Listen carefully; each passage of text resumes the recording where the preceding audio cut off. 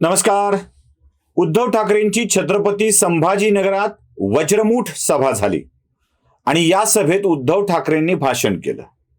त्याच्या आधी मालेगावात उद्धव ठाकरेंची विराट अतिविराट सभा झाली आणि त्याच्या आधी खेडमध्येही उद्धव ठाकरेंची प्रचंड सभा झाली. आता प्रचंड, विराट, अतिविराट, वज्रमूठ या सगळ्या सभेमध्ये वेगळं काय होतं हा प्रश्न मला पडतो. मला विंदा करंदीकरांची कविता आठवते आहे आणि या कवितेपासूनच आजच्या विषयाला मी प्रारंभ करतोय. अर्थात यात मांडलेल्या मुद्द्यांवर देखील आपण चर्चा करणार आहोत. विंदा करंदीकरांची कविता आणि ही सभा यात तुम्हाला काही साम्य आढळतंय का याचा विचार तुम्ही करावा. ऐका ती कविता. सकाळपासून रात्रीपर्यंत तेच ते माकडछाप दंतमंजन, तोच चहा तेच रंजन, तीच गाणी तेच तराणे, तेच मूर्ख तेच शहाणे, सकाळपासून रात्रीपर्यंत तेच ते. खानावळीही बदलून पाहिल्या, कारण जीभ बदलणं शक्य नव्हतं. काकूपासून ताजमहाल, सगळीकडे सारखेच हाल. नरम मसाला, गरम मसाला, तोच तो भाजीपाला, तीच ती खवट चटणी, तेच ते आंबटसार, सुख थोडे दुःख फार. संसाराच्या वडावर स्वप्नांची वटवाघुळे, संसाराच्या वडावर स्वप्नांची वटवाघुळे, त्या स्वप्नांचे शिल्पकार कवी थोडे, कवडे फार. पडद्यावरच्या भूतचेष्टा, शिळाशोक बुळाबोध, 9 धागे, एक रंग, व्यभिचाराचे सारेच ढंग. पुन्हा पुन्हा तेच भोग, आसक्तीचा तोच रोग. तेच मंदिर, तीच मूर्ती, तीच फुले, तीच स्फूर्ती. तेच ओठ, तेच डोळे, तेच मुरके, तेच चाळे. तोच पलंग, तीच नारी, सतार नव्हे एक तारी. करीन म्हटले आत्महत्या, रोमियोची आत्महत्या, दधीचीची आत्महत्या. आत्महत्या ही तीच ती, आत्मा ही तोच तो, हत्या ही तीच ती. कारण जीवनही तेच ते आणि मरणही तेच ते. आहे ना. विंदा करंदीकरांची कविता लागू होते असं तुम्हाला वाटतं का? बघा, लागू होते असं मला तरी वाटतं. कारण त्या आणि त्या मुद्द्याशिवाय दुसरं काहीही दिसत नाहीये. सारखं आपलं माझा बाप चोरला एवढ्या एका वाक्यावर उद्धव ठाकरे खेळत राहतात. ते बाप चोरल्याचं ते वाक्य ऐकायचं का? तोच बाप तीच चोरी या अर्थाने ऐकावं लागेल.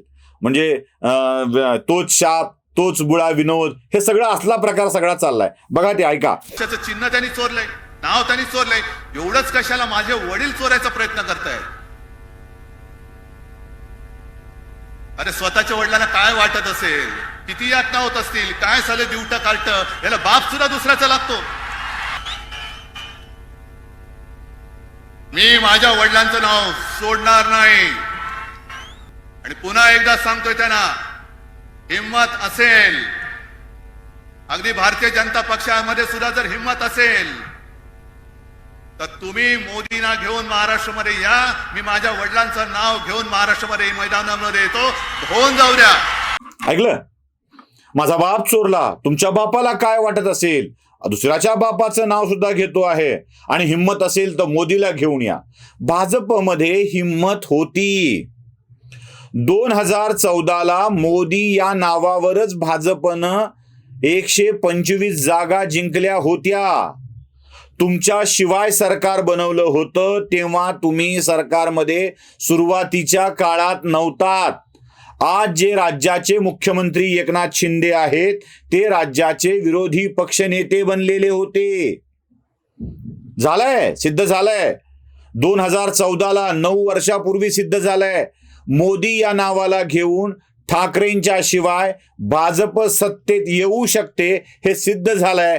पण तुम्हाला पुन्हा भाजपच्या सोबत जावं लागलंय हे विसरताय का तुम्ही? 2019ला ही राज्याची नव्हे देशाची सत्ता भाजपनं आपल्या जोरावर मिळवली आहे. दोन निवडणुकांच्या वेळी 14 आणि 19च्या विधानसभा आणि लोकसभा भाजपनं नंबर 1 होऊन ते सिद्ध केलंय.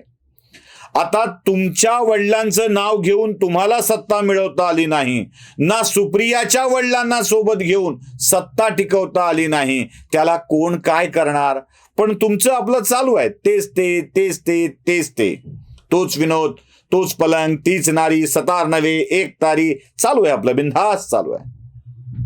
त्याच त्या विषयांना घेऊन उद्धव ठाकरे भाषण करत राहतात आणि आता त्याच विषयांवर टीका करायचा सुद्धा कंटाळा येऊ लागलाय. उद्धव ठाकरेंनी यावेळेला एक नवा मुद्दा मांडला. देशाच्या सर्वोच्च पदावर तुमचा नेता असताना हिंदूंना आक्रोश का करावा लागतोय, हा नवा मुद्दा उद्धव ठाकरेंनी या भाषणामध्ये मांडला. आणि व्हेरी अपिलिंग, अगदी या मुद्द्याचा भरभरून विचार करावा असा हा मुद्दा. हिंदुत्वाची बाजू घेणारा नेता सर्वोच्च पदावर बसलेला असताना राज्याच्या आणि देशाच्या सुद्धा हिंदूंना आक्रोश मोर्चा का काढावा लागतोय.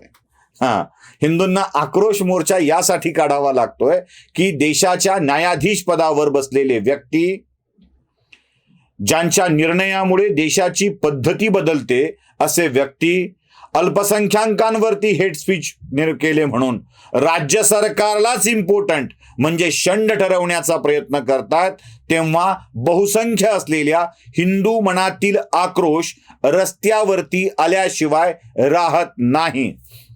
बरं, उद्धव ठाकरे साहेब, आपण ज्या लोकांचा सातत्याने विचार करताय ना, सातत्यानं की आम्ही यांच्या सोबत आहोत, माझा एक साधा प्रश्न आहे. आपले पूजनीय पिताश्री बाळासाहेब ठाकरे यांनी शिवसेनेची स्थापना करताना सांगितलं होतं की राज्यात मराठी माणसाच्या हितासाठी ही संघटना स्थापन करावी लागते. सुरुवातीला मराठी, नंतर हिंदू. आठवत आहे? हे पक्क लक्षात आहे 100% की बाळासाहेबांनी मराठीच्या मुद्द्यावर मराठी माणसाच्या हिताकरता शिवसेना नावाची संघटना सुरुवातीला स्थापन केली, जी पुढे हिंदुत्वाचा अजेंडा घेऊन विस्तारली, व्यापली, मोठी झाली. 100% मान्य असलेलं हे सत्य. आता मला सांगा, शिवसेना स्थापन होण्याच्या आधी महाराष्ट्राचे जेवढे काही मुख्यमंत्री झाले होते ते काय नॉन मराठी होते? अय्यंगार, यादव किंवा यादव नाही, रोहितले असले काही मुख्यमंत्री झाले होते? यशवंतराव चव्हाण, कन्नमवार, वसंतराव नाईक, वसंतदादा पाटील यासारख्या मुख्यमंत्र्यांनीच महाराष्ट्राचं मुख्यमंत्रीपद भूषवलेलं आहे. जे शिवसेना स्थापन होण्याचा कालखंड हा महाराष्ट्रामध्ये मराठी मुख्यमंत्री असल्याचा कालखंड होता, तरीही बाळासाहेबांना मराठी माणसाच्या रक्षणासाठी शिवसेना स्थापन करावी लागली. मराठी माणूस मुख्यमंत्री असूनही, कारण मराठी माणूस हा त्या कामामध्ये कमी पडत होता असं बाळासाहेबांना वाटलं होतं. हिंदुत्वाच्या रक्षणाकरता लोक उतरत असतील तर 2.5 वर्षाच्या कालखंडात तुमच्या सरकारने घेतलेले निर्णय किंवा या आधीच्या सरकारने घेतलेले निर्णय, त्यावरून न्यायालयाने केलेली टीका, यामुळं हिंदुत्वाचा आक्रोश घेऊन लोकांना आपल्या सरकारला आठवण करून देण्यासाठी यावं लागतं. मला एक सांगा, बाळासाहेबांचा मतदानाचा अधिकार नाकारला गेला होता. कशासाठी?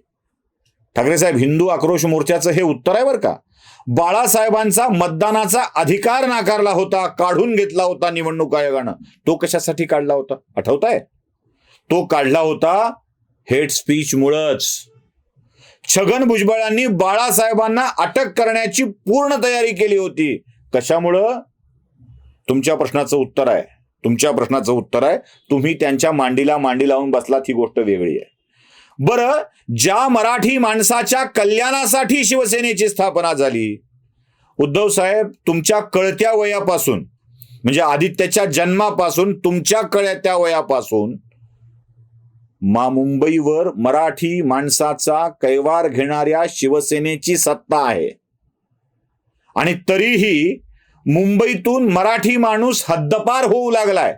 तो लांब कुठे कुठे जाऊन राहू लागलाय. याचं कारण काय आहे? जरा तरी विचार केलाय उद्धव ठाकरेंनी? का उगीच आपलं भाजपला शिव्या देतच राहायच्या? कारण भाजपला शिव्या देणं हे उद्धव ठाकरेंचं काम झालंय आणि तेच ते काम चालू आहे.